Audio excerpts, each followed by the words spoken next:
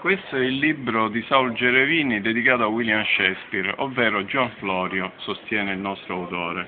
Ora parleremo dell'altra versione elaborata dal professore Juvara in Sicilia. Per quanto riguarda le versioni che sono state date dal professor Juvara e dal professor Paladino, secondo me queste teorie devono essere profondamente indagate, perché benché non abbiano dei dati di fatto certi su cui lavorare, sono delle indicazioni di principio su cui noi possiamo trovare degli elementi fondamentali per specificare un percorso.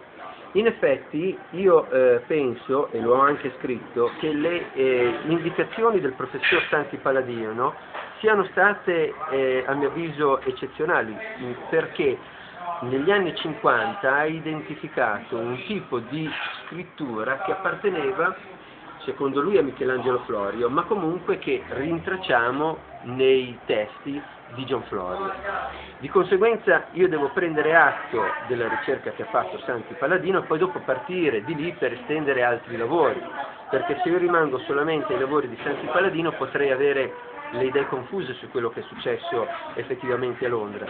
Però, lavorando sulle sue teorie, io intanto posso rintracciare quelle notizie che lo stesso Juvara può aver trovato, e non so da quale fonte, quindi dovranno essere prodotte delle prove, diciamo, secondo il quale, cioè secondo il Juvara, ci fu un personaggio nato nel 1564 a Messina che scrisse addirittura delle opere. Ora, Santi Paladino invece dice che Michelangelo Florio, trovandosi a Messina intorno agli anni 1550, scrisse delle opere e addirittura una dal titolo Molto traffico per niente, scusate la pronuncia ma non conosco il siciliano, ma sta di fatto che quello... Tanto traffico per niente. Oh, benissimo. Potrebbe essere questo, io non tendo ad escluderlo, perché la Yates, quindi Frances Yates, una ricercatrice accreditata, dice che probabilmente Michelangelo Florio, nelle sue fughe dall'Inquisizione, visto che viaggiò molto in Sud Italia, ed è certificato che fu in Calabria, quindi a un tiro di schioppo dalla Sicilia, poteva effettivamente essere stato anche a Messina. Ma siccome non ci sono tracce di Michelangelo Florio a Messina, dobbiamo quantomeno produrre le prove. Ora, il fatto che non ci siano prove di lui a Messina vuol dire tutto e vuol dire niente, perché potrebbe anche essere che, essendo inquadrato il personaggio in una logica rosacrociana, al tempo non era una cosa molto, diciamo, misteriosa, era una mentalità quasi diffusa. L'ermetismo, diciamo, era un mezzo per proteggersi dalle insidie dell'Inquisizione, quindi veniva usato un certo tipo di letteratura, un certo tipo di comunicazione, un certo tipo di messaggi per proteggersi da quelle che potevano essere le rivendicazioni dell'Inquisizione. Può essere che Michelangelo Florio si trovò a Messina e per proteggere degli amici che lo ospitarono, essendo tra l'altro di origini ebraiche, il Michelangelo Florio non citò nei suoi scritti il fatto di soggiornare là, perché l'Inquisizione poi dopo analizzava in concreto e profondamente i suoi scritti, e mettiamo il caso che lui avesse voluto difendere persone che voleva tenere lontano da certe logiche, ovviamente lui poteva non aver citato nei suoi libri il fatto di essere stato a Messina.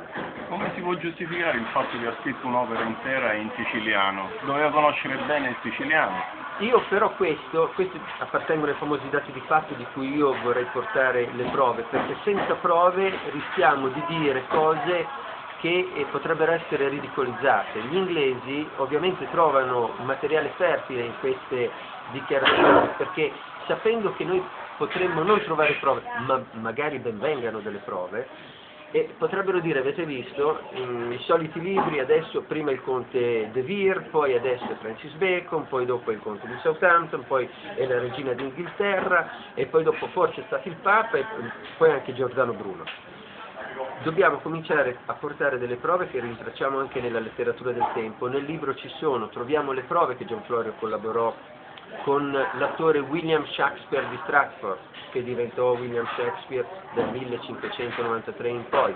Queste sono tracce che non possono essere messe in discussione, perché quando vado ad analizzare i testi di Thomas Nash, soprattutto l'introduzione del Menaphon di Robert Greene, come altri scritti, io comincio a delineare biografia e una storia di William Shakespeare che è credibile. Va bene, grazie.